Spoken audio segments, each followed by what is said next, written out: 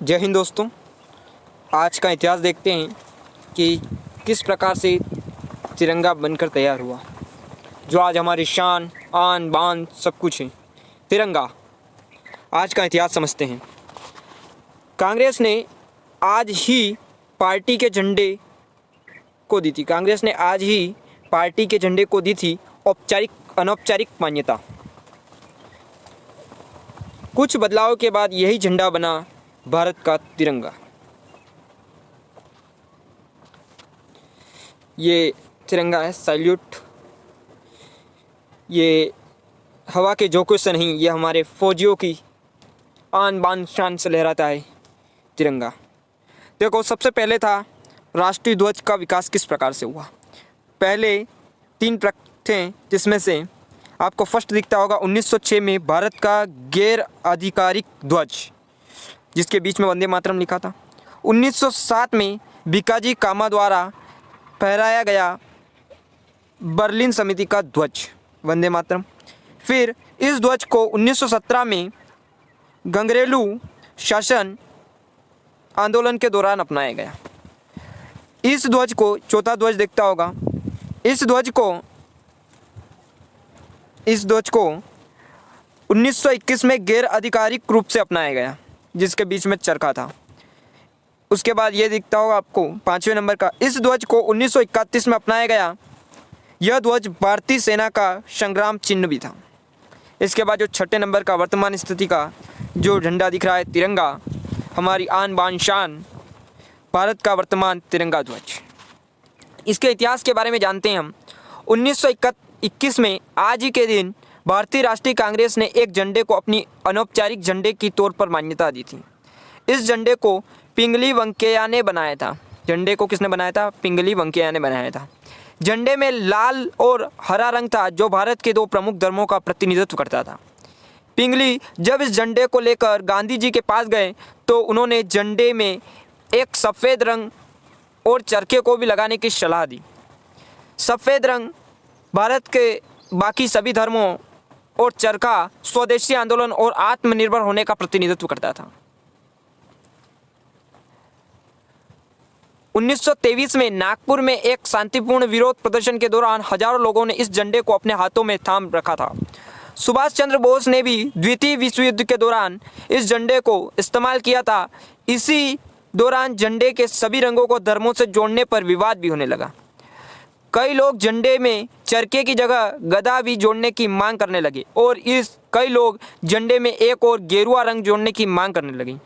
सिखों ने भी मांग की कि या तो झंडे में पीला रंग जोड़ा जाए या सभी तरह के धार्मिक प्रतीकों को हटाया जाए। इस विवाद को सुलझाने के लिए 1931 में कांग्रेस वर्किंग कमेटी ने 7 लोगों की एक कमेटी बनाई। कमेटी में सलाह दी कि झंडे को केवल एक ही रंग बनाया जाए।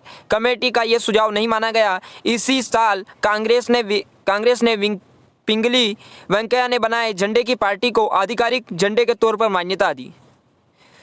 आज़ादी के बाद संविधान समिति ने कांग्रेस के इसी झंडे को कुछ बदलावों के साथ भारत देश का झंडा बनाने का फैसला लिया। इस झंडे में एक बड़ा बदलाव चरखे को लेकर था। झंडे के बीच में जो चरखा लगा था उसकी जगह अशोक चक्र लगाया गया। इस झंडे को पहली बार 22 जुलाई 1947 के दिन आधिकारिक तौर पर फहराया गया। आज़ादी के बाद भारत एक धर्मनिरपेक्ष देश बन चुका था, सभी धर्मों को समान मानने वाला।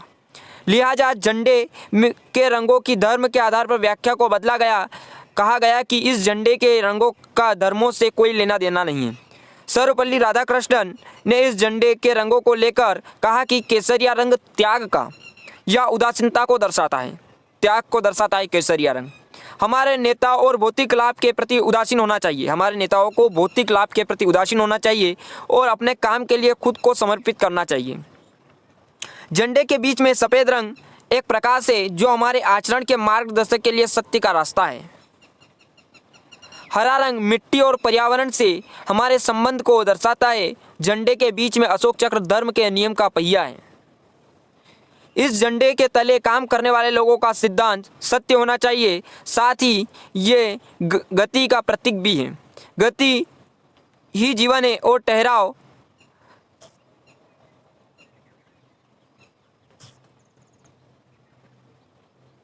ठहराव मृत्यु है। भारत को बदलाव का विरोध नहीं करते हुए आगे बढ़ते रहना चाहिए।